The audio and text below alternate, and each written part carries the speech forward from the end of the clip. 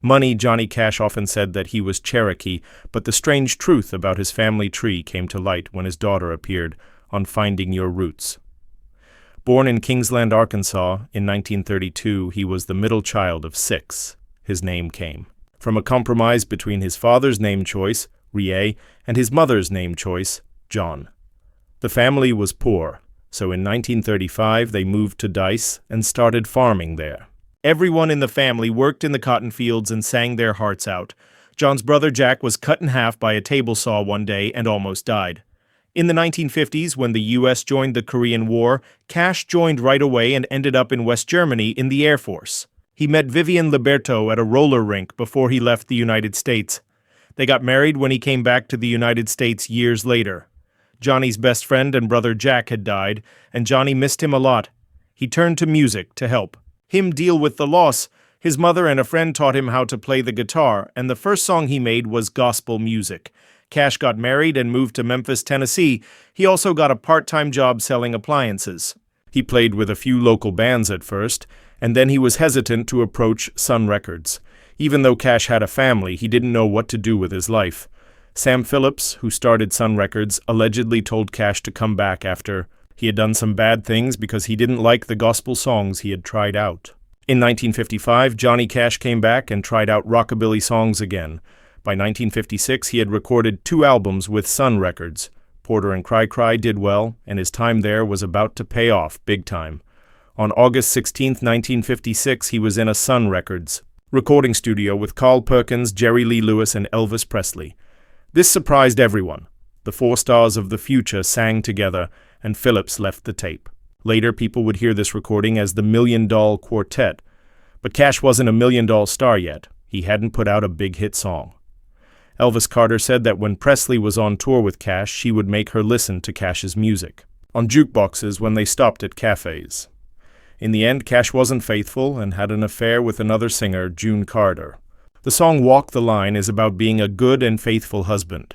Carter thought she knew Cash's voice because she was a famous performer.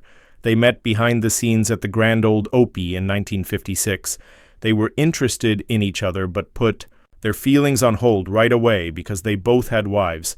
Carter didn't rush to Johnny Cash after she and Cash split up with their husbands, which seems strange. Cash had more than one woman going on at the same time, so it's not clear if he saw Carr's second marriage as a rejection.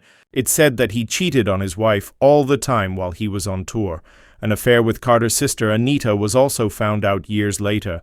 He had been seeing John Carter while he was married to Liberto and had been flirting with her. By 58's Cash, he seemed to think he could get away with anything, and his wife had moved to Southern California and had a daughter. Rosanne started drinking more as he got better known, but that wasn't all. Soon after, he moved to Nashville with W.H. and Jennings. While on tour, he and Jennings would take amphetamines to stay awake. There was a story behind the song, though. Liberto says that Cash told her one day that he wrote Ring of Fire while fishing with Mal Kilgore. He then said that Carter and Kilgore would share the credit because Carter needed the money. It seemed that Cash had been bringing up John Carter a bit too much, and Liberto was beginning to get furious when questioned.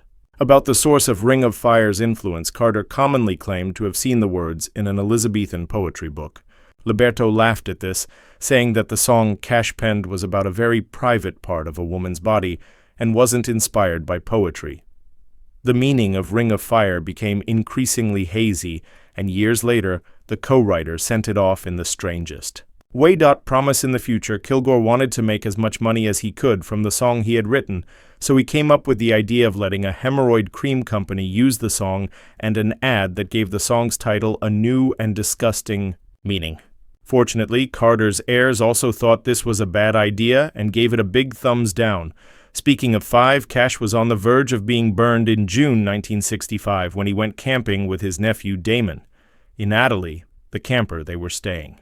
It caught fire and the flames spread quickly, resulting in a massive forest fire that destroyed several hundred acres of Los Padres National Forest. When the fire was extinguished, Cash had to answer some pointed questions from authorities, explaining that a spark from his camper caused. The only issue with the inferno was that his own nephew disagreed, saying that Cash had started a fire to stay warm and that his uncle was under the influence of drugs. and failed to notice that the fire was spreading quickly.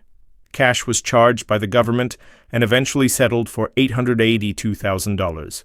However, the campfire story wasn't over yet because many of California's endangered condors had already left the area because of the fire. When Cash heard the report, he got angry and said he didn't care about the buzzards. This didn't make him popular with bird lovers. Cash worked hard to keep up his image as a bad boy. His next stop was prison, which pushed Cash's outlaw as persona. He also played live and made albums at the notorious San Quentin and Foam prisons. There were songs about life in jail, which led Al Aronowitz of Life magazine to say that Cash sang as someone who had grown up believing that the songs were true. Cash purposely made up the persona of a criminal for himself, and a lot of people thought he had been to prison. The truth, though, was a little different from the picture. Cash had not spent much time in jail before. Cash had broken the law before, but he had never been locked up for more than one night at a time. As it turned out, Cash's run-ins with the law were more ridiculous than dangerous. He had once been in trouble with the law for trespassing onto some dubious private land, but he was really there to pick some flowers. His later run-in with the law was nearly as mild. In El Paso, Texas, something else happened. The police thought Cash was coming into the U.S. from Mexico with his own supply of heavy drugs. So they took him to the station, where they found prescription amphetamine instead of the drugs they thought they were looking for, which were opiates. Cash only got a slap on the wrist, but this fight had bigger effects because he got in trouble with the law. Pictures of Cash and his wife were in newspapers. When white nationalists found out that Liberto was married to someone of a different race, they sent them hate mail and said they would kill them. Liberto had dark skin because her family was from both Sicily and Africa. She also seemed to be risk-taking all the time, even when she was driving for another stay. Following a car accident in 1967, police found prescription drugs in payments. They refused to pay him, so they took him to the station. Instead of throwing the book at him, the sheriff gave him a stern. Cash said that this made him decide to never do that again. He needed a last push to sobriety, and this would come from an unlikely source. Cash and his wife had broken up, and as Liberto had thought, Cash started dating June Carter. What was wrong was that she wouldn't go out with Cash while he was using drugs to deal with things. When Carter and the majority of her family moved into Cash's mansion, they intended to make him face his addiction. John Cash was a different guy when he took the stage in London, and he was excited to get his award.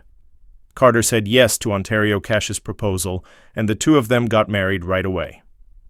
Following a week, the wedding took place in Kentucky. However, things were not quite as they seemed because Cash had not stopped taking pills totally. This continued until 1970, when his son John Carter Cash was born, 2 years into his marriage to Carter. This helped him break the habit once more, but there was something shocking about Cash at this time. You may remember that he had a brief affair with Carter's sister Anita, and it turned out that he knocked on Anita's door again while June was expecting their son. The two continued their affair, but it got worse. After a brief time of sobriety, Cash fell off the wagon once more. By 1977, he had resumed taking amphetamines and was in the throes of addiction, which led him to check himself into the Betty Ford Clinic. He had a hard time getting clean, but he finally did it. He stayed clean until 1989 when he started popping pills again, even though he was still using drugs. People in America were ready to use money in their daily lives. In 1969, ABC TV asked Cash to host a comedy show. They told him he could be creative, but he had to do something he didn't really like. ABC also wanted some famous people from Hollywood to be on the show, and they were able to pay for it.